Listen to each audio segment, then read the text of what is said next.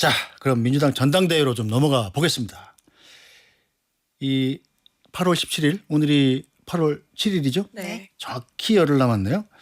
일단 내일과 모레 순회 경선이 제주, 인천, 강원, 대구, 경북인데 후보들은 전부 다 지금 호남으로 가 있네요.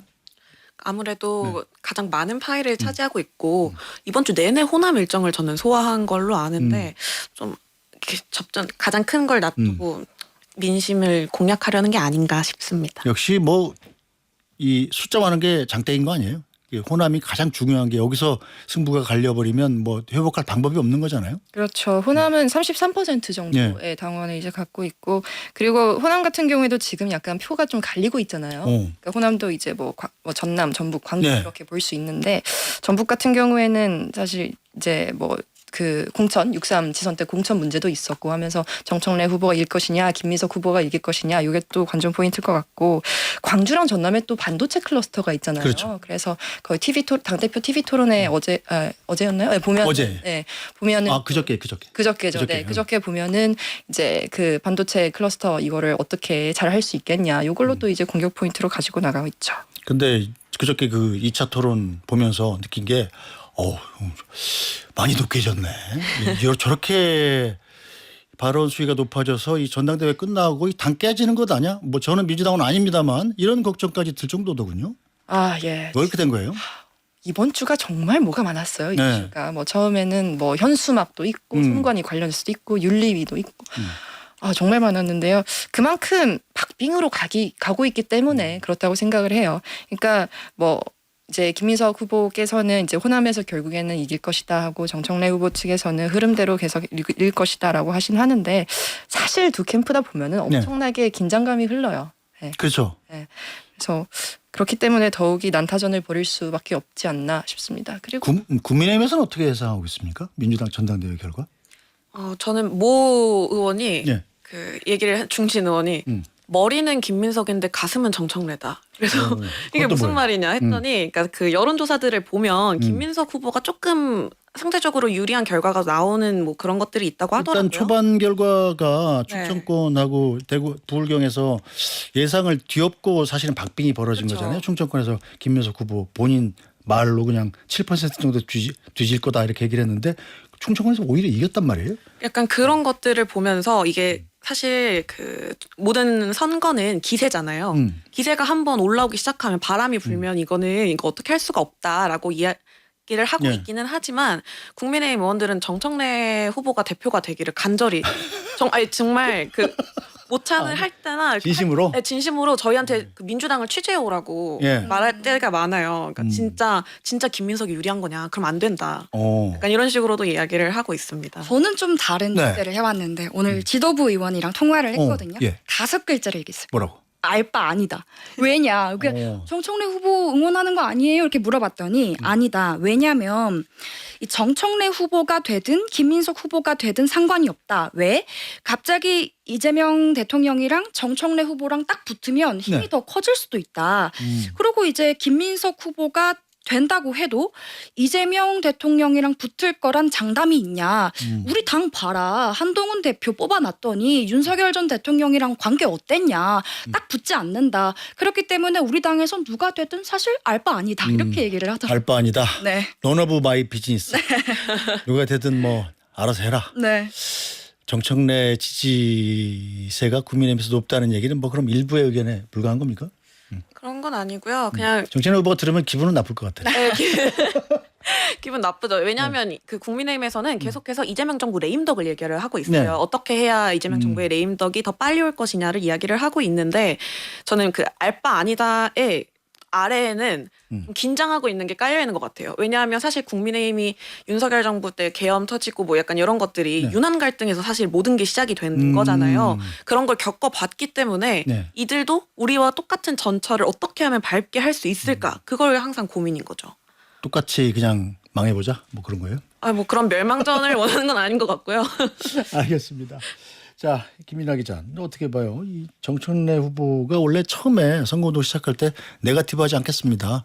당원의 동지의 언어로 말하겠습니다. 그랬다가 점점 더 없어지고 이 지난 2차 토론 때 보면 막 노무현 후보하고 지금 옛날에 그 누구냐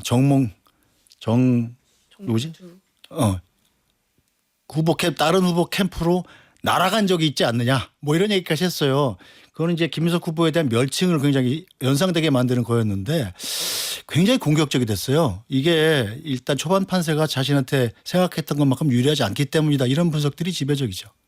그게 아무래도 네. 예, 가장 많이 나오는 이유고 다만 그 정청래 캠프나 이제 친정 측에서 좀 억울해하는 면이 있어요. 뭐라고요?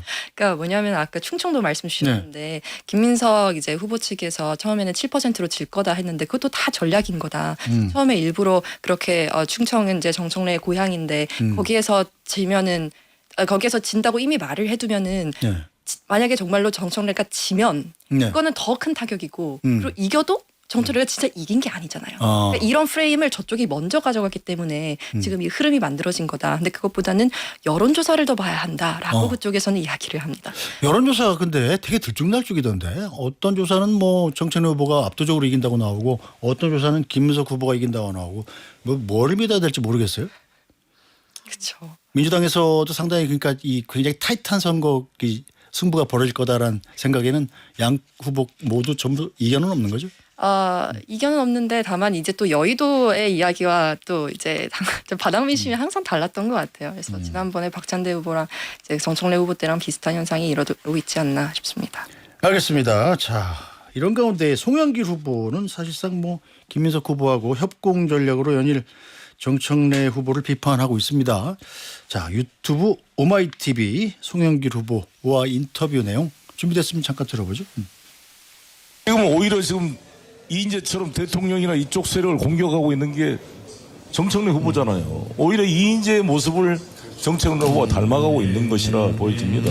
요즘부터는 이제 나는 신천지 교도라고 커밍아웃 사람들이 나타나기 시작했습니다. 일반 교회도 그렇고 다 들어와 있는 게 객관적 사실이에요. 그러니까 정청래 후보님이 그랬다고 말한 건 아니잖아요. 그렇죠. 가치를 막아줄 생각을 해야지 계속 이민석이 너 왜 그러냐고 욕을 하고 거기 증거를 내라고 하면 이게 자기들 신천지 대변인도 아니고 정청래 후보님이나 그 3인방 최고위원한테도 말씀드리겠습니다. 김민석을 핍박하기 전에 여러분들이 신천지에서 한 번이라도 제대로 된 비난 성명을 내봤습니까? 김민석한테 증거 내라고 공격을 합니까? 이 비겁한 자세 아닙니까 정말? 네, 자 이인재 후보가 또 소환이 됐습니다. 이인재 의원 전 의원이 지금 은퇴하셨죠? 최근. 네. 예. 그 당시에 뭐 1위를 달리다가 뒤에 이제 확 이제 빠지면서 노무현 후보가 이기는 뭐 그런 상황이 됐었는데 참 이 정치의 역사가 굉장히 과거 소환식으로 가는 것 같아요. 네. 이인재 의원은 뭐 지금 사실은 현재 정치에는 전혀 이상이 없는 이 영향력이 없는 분인데 과거에 뭐 노무현 전 대통령부터 쭉 나오고 적통 논란까지 벌어지면서 도대체 이 여당의 이 당대표 선거가 정책 그리고 국민의 미래 이런 거와 상관없이 20년 30년 전에 이 옛날 일을 소원하는 싸움으로 가고 있다. 이게 도대체 뭐냐 이렇게 좀 의아해하는 분들이 있습니다. 어떻게 보세요? 저는 민주당이 국민의힘보다 좀 더 폐쇄적인 분위기가 확실히 있는 것 같아요. 그러니까 그 뭐 동교동계든 뭐 어떤 계파들이 쭉쭉 있었고 그들의 정신을 좀 이게 노무현 전 대통령의 이런 사건 때문에 그런 걸 조금이라도 배신한다라고 하면 다들 좀 칼을 들고 많이 공격을 하는 것 같습니다. 민주당에서는 거기에 대한 자체 비판은 없습니까? 왜 이렇게 과거 지향적으로 가냐.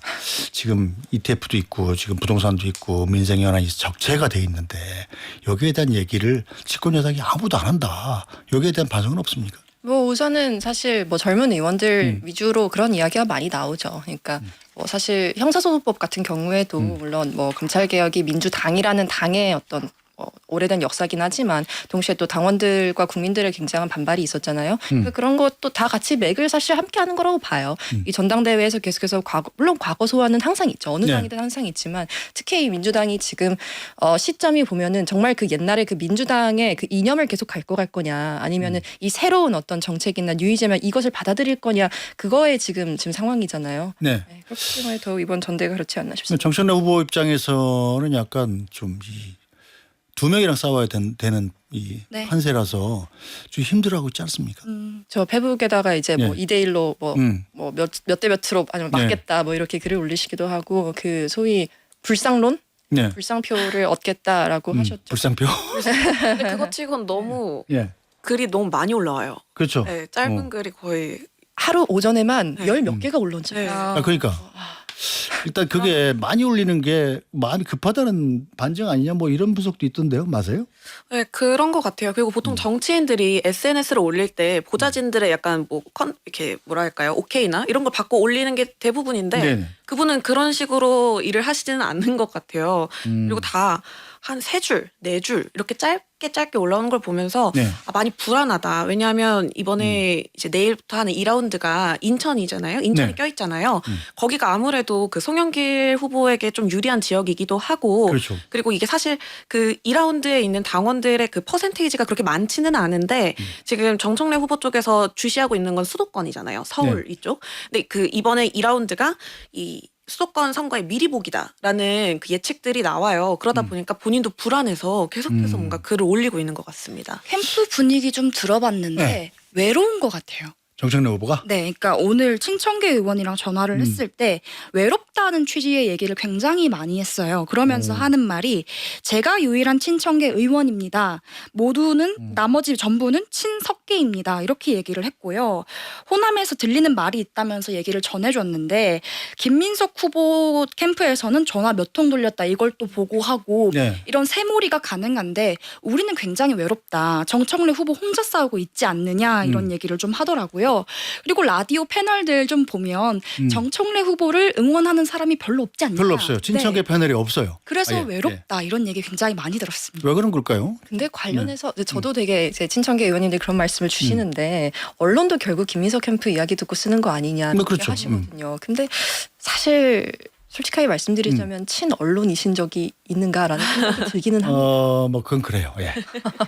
그리고 뭐 친언론이시긴 하죠. 그 김어준 방송에 매일 나가시잖아요. 그러니까 저희가 그 친청계 의원님들이 항상 네. 다른 언론은 잘 안 나오시죠. 그리고 이 신문에다가 인터뷰를 한 적이 없다 이런 걸 자랑거리로 내놓으셨잖아요. 근데 왜 김어준 방송에는 왜 맨날 나가는지 네. 그것도 의문을 좀 표시했었습니다. 예. 저희도 많이 이렇게 보고 저희는 기자가 아니라고 말씀하시는 의원님도 계세요. 그래요? 네. 그래서 좀 보고 좀 충격을 받았는데 그 그렇습니다. 문화일보의 성향 때문에 아니요 성향도 그러니까 레거시 미디어. 레거시 미디어. 그러니까 레거시 미디어 자체에 대한 어떤 그런 반감이 있으시긴 한 거. 그건 국민의힘도 마찬가지인 것 같긴 해요. 그래요? 요즘 들어서 누가 어떤 분은 또 재래식 언론이라고 그랬잖아요. 네. 나도 재래식 언론이 다 떠날 때가 돼가고 있는데 어쨌든 여러분들이 좀 걱정입니다. 재래식 소리 안 듣도록 이렇게 좀 잘 해보죠. 그렇다고 우리가 그 유튜브처럼 한쪽에 착 붙어서 그쪽 시각만 대변할 수는 없잖아요. 근데 이게 피의식이라고 얘기하면 좀 셀까요? 네. 그러니까 왜냐하면 전화를 했을 때 보통은 얘기하기 전에 한 뜸을 들여요. 그럼 어떻게 쓰려고? 그러니까 어떻게 너네 왜곡하려고 나한테 이걸 묻는 거냐? 질문을 그래요? 하는 저희가 뭐냐라고 물어보면 말문이 턱 막힐 때가 좀 많긴 하더라고요. 황당하겠네요. 제가 풀 수 있는 에피소드가 네. 명함을 드리면 안 받아 하고 가세요. 그런 분이 있어요? 아예 네. 기자 명함을? 그 누구예요? 처받았어요. 예? 이름 다 저 칠판 아시잖아요. 칠판에 다 적어놔서 이름 한번 열어봅시다. 우리 실명으로. 뭐 그거는 팩트니까. 어떻게 기자 명함도 받지도 않는 분들이 있더라. 뭐 그것은 내 마음에 드는 언론만 상대하겠다. 뭐 이런 뜻이잖아요. 그렇죠. 뭐 마음에 드는 언론이 없는데 뭐 굳이 네. 특정 유튜브에만 나가면 뭐 알리는 거 충분히 있다. 네. 알릴 루트가 충분히 있기 때문에 안타깝습니다. 아니야. 그래도 중심을 유지하는 건 이른바 레가시 미디어인데 거기에 더 자부심을 갖고 살았었는데 상황이 많이 바뀐 것 같군요.